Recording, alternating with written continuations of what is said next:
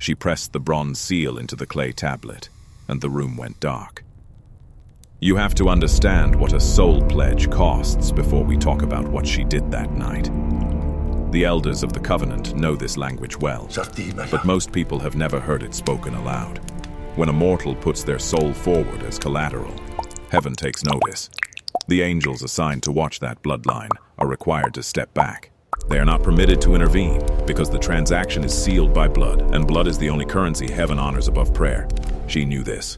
She had been taught the law since she was a girl, sitting at the feet of her grandmother, who had seen the demon once, standing at the foot of her bed, waiting. The demon comes for the debt, tomorrow at sunset. Here is the part that changes everything. She did not pledge her soul lightly, and she did not pledge it for wealth or power or revenge.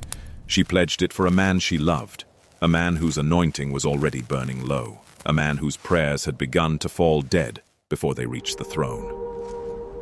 The prophet Eliakim had served the altar for 40 years, and in his final season, heaven went silent. He felt it like a wound that would not close. Every morning, he entered the sanctuary, lit the incense, spoke the words his father had taught him, and felt nothing return. No fire, no presence, just the cold stone and the weight of a covenant he could no longer feel. She watched him waste away for 3 years. The elders said it was his age. The priests said it was a test. But she knows better. But she knew better because she had seen the demon standing behind him during the evening sacrifice. It did not move. It did not speak.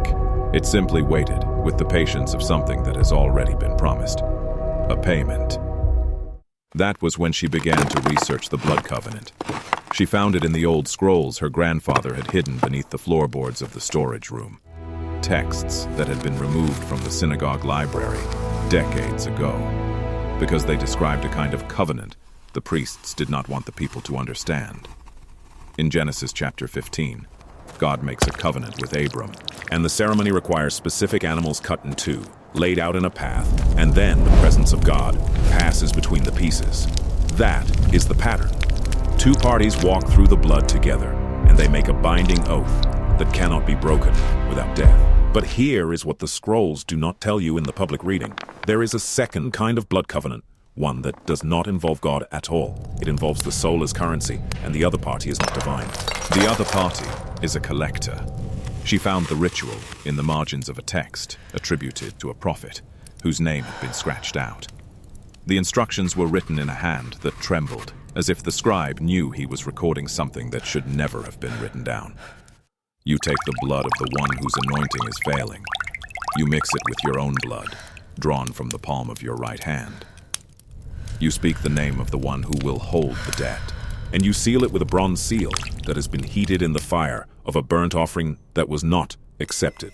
The seal leaves a mark that looks like a burn, but it never heals. It remains on the skin for the rest of your life, or until the debt is collected. She performed the ritual on the night of the new moon, when the sky was black and the temple gates were locked. She took the old man's blood from a cloth she had kept hidden, cloth stained from a wound he had received during a stone throwing in the marketplace. He did not know she had kept it. He did not know she was planning to trade her eternity for his final breath of anointing. She cut her own palm, mixed the blood in a clay bowl, and spoke the name she had found in the margins of the forbidden scroll. The name of the collector. The name that sounds like a wind through dry bones. A name that cannot be pronounced by living lips without the air turning cold. The seal went down. The room went dark. And somewhere in the unseen world, a contract was signed that heaven could not overturn. That name she spoke. The one that sounds like wind through dry bones. If you had to describe the sound of it in a single word, what would you choose? The next morning, Eliakim walked into the sanctuary and felt the fire return. He said, the incense caught flame before he even touched the coal. He said he heard a voice for the first time in 3 years, a voice that spoke one word, his name. He fell to his knees and wept, and the sound of his weeping echoed through the temple halls like the restoration of something that had been dead. He did not know why it had returned. He did not know what had been traded to make it possible. He only knew that the silence had broken, and he was grateful. But the demon knew. She saw it that same night, standing at the foot of her bed. It did not speak. It simply held up a scroll, unrolled it slowly, and showed her the seal she had pressed into the clay. Her seal, her blood. Her signature written in a language that predates the Tower of Babel. It pointed to a line at the bottom of the scroll. A line that read in symbols she could not understand, but somehow knew the meaning of. Collection date. Tomorrow at sundown. And then it smiled. The smile is what she cannot forget. It did not move in the way a human smile moves. It was like watching a crack spread across dry earth, slow and inevitable, pulling the lips apart by something that had no warmth behind it. The demon turned and walked through the wall, and she was left sitting up in bed with her palms still burning, the seal still hot against her skin, and a countdown beginning in her chest. She went to the elders the next morning. She told them everything. She expected them to break the covenant, to find a loophole, to pray a prayer that would nullify the contract. The knowledge but the elders we seek lies looked at buried each other. beneath the old crypt. And then one of them, We must a man retrieve it named before the Joram, who had equinox. served the temple Do you longer understand? than any other priest, The time has come shook his to head choose. and said words she will never There forget. is no turning back from the path You have ahead. made a covenant with a collector. Heaven does not break covenants. Heaven honors them, even the ones made with demons. That is the weight of the word. Once the seal is pressed, the transaction belongs to the law. She asked what happens at collection. We can take as long as you Joram need. told her she would not survive the night. Just tell me what But happened. he said it with a kind of resignation, not cruelty, as if he had seen this before, as if the temple archives held records of souls taken, of altars that went dark the morning after a collection, of families who found their daughters sitting upright but empty-eyed, breathing but no longer present. He said the demon takes the soul, but it leaves the body walking, because a walking body is more useful to the collector than a dead one. A walking body can continue to produce prayers. A walking body can continue to draw the attention of heaven, creating a trail that the demon can follow to other souls. She realized she had not saved Eliakim. She had only transferred the debt. And now the demon would collect her soul, and then it would use her body, and eventually it would find Eliakim anyway. Because the blood that was mixed in the clay bowl still contained his blood, and the covenant does not distinguish between parties in the end. She asked if there was any escape. Joram did not answer immediately. He looked at the floor, then at the seal on her palm, then back at the floor. Finally, he said, "There is one path, but it requires a second covenant. You must find someone who loves you more than the demon desires your dead. That person must pledge something greater than your soul. They must pledge their own anointing. And that is a price most are not willing to pay." Now the question you have not spoken aloud is already forming in your chest, and you need to sit with it honestly. Could you find someone who would trade their anointing for your soul? Could you ask them to do it? And more terrifying still, would you do it for someone else? If the person you love most in this world had signed a contract with a collector, would you step forward and offer the one thing heaven gave you? The thing you have spent your entire life cultivating, the oil that has taken decades to grow inside you, and hand it over to a demon in exchange for their freedom. That is the weight she is carrying as the sun begins to descend toward the horizon of the second day. Eliakim does not know yet. He is in the sanctuary, praying with a fire he has not felt in 3 years, thanking God for restoration, lifting his hands toward the veil, unaware that the restoration he is experiencing was purchased with a young woman's soul, and that the collector who holds the contract is already standing in the courtyard, watching the shadows lengthen. She walks toward the temple. The stones are hot under her feet. The air smells of incense and dust and the faint metallic edge of blood from the morning sacrifices.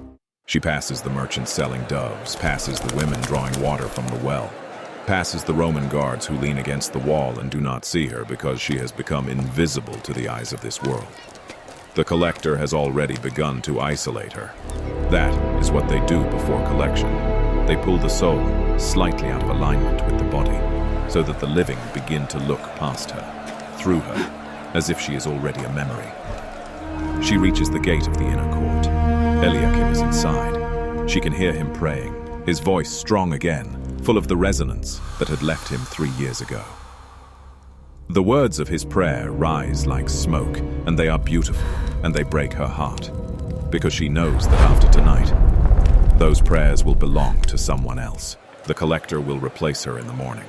Her body will walk into the marketplace, purchase bread, speak to neighbors, and no one will know that the soul behind the eyes has been taken. Only the demon will know, and Eliakim will never know the cost of the fire he is standing in right now. But here is the truth that burns in this temple air tonight. Someone always pays. Eliakim prays in sacred fire, but that fire was kindled with a soul. Subscribe if you want to follow the threads of these invisible covenants to see what happens when the hidden cost finally surfaces. Because this story only deepens from here. And tell me in the comments, knowing what you now know about the price of restoration, would you have walked through that gate the way she did? Unless she tells him. She steps through the inner court gate, and the temple guards do not stop her. They should. The inner court is restricted to priests and Levites during the hour of incense. But they look at her and do not see her, and she walks past them into the sanctuary itself, into the holy place where only the priests are permitted. And she sees Eliakim standing before the altar of incense, his eyes closed, his hands raised, his lips moving in a prayer she cannot hear, because the sound of her own blood is suddenly loud in her ears. She touches his shoulder. He opens his eyes, and for a moment, he smiles. He thinks she has come to watch him pray, to share in the joy of the restored anointing. But then he sees her face, and the smile dies. He sees something in her eyes that he has never seen before, a kind of finality, a kind of surrender that does not belong in the sanctuary. She shows him her palm. The seal is glowing, not brightly, but with a low amber light that pulses with the rhythm of her heartbeat. She tells him what she did. Safe. She tells him about the scroll, the name, the contract, the collector, safe. the countdown that ends at sunset. She tells him that she traded her soul so that he could feel the fire again. She tells him that she does not regret it, but that she needed him to know, because she could not bear the thought of him waking up tomorrow morning with his prayers restored and never understanding that someone had paid for it with everything. Eliakim stands motionless. The incense continues to burn. The smoke twists upward, and the room is filled with the weight of a truth that neither of them is prepared to carry. He looks at her palm. He looks at the seal. He looks at the mark that will never heal, and then he does something that neither of them expected. He takes her hand and he presses his own palm against the seal. He does not know why he does it. It is an instinct, a response that comes from a place deeper than thought.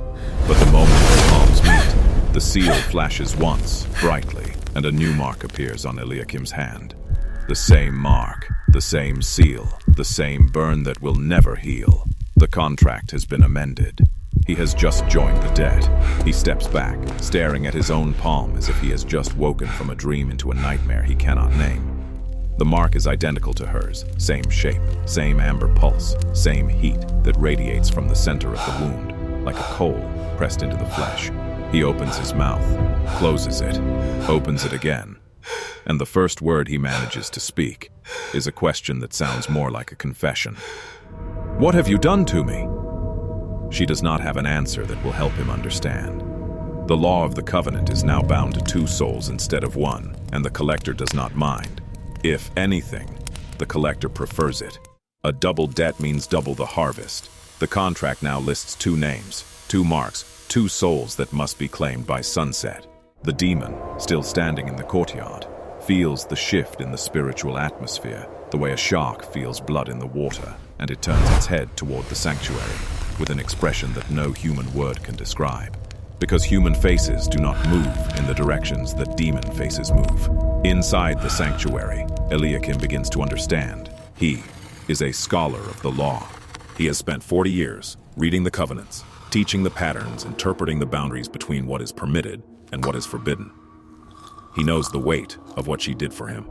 He also knows the weight of what he just did for her. He has bound his anointing to her dead, and in doing so, he has placed the fire that just returned to him directly in the path of the collector.